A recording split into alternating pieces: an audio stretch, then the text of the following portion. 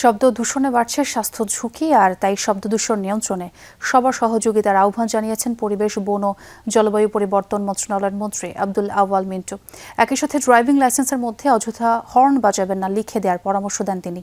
সকালে রাজধানীর আগারগাঁওয়ে পরিবেশ অধিদপ্তরের শব্দ দূষণ নিয়ন্ত্রণের সমন্বিত ও অংশীদারিত্বমূলক প্রকল্পের সমাপনী কর্মশালায় বক্তব্যে তিনি এই কথা বলেন।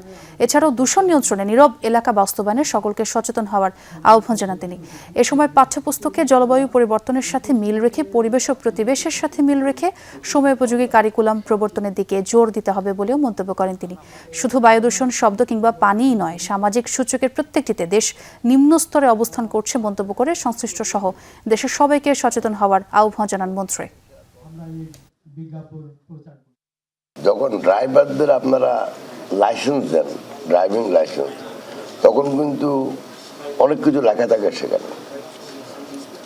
সেখানে যদি একটা জিনিস অ্যাড করতে পারেন যে অযথা হর্ন দেওয়া যাবে না, মানে জাস্ট তার উপর একটা নৈতিক অব্লিগেশন থাকে যে আমি তো লাইসেন্স দেওয়ার সময় বলে আসছি যে আমি খামাখা হর্ন দেব না।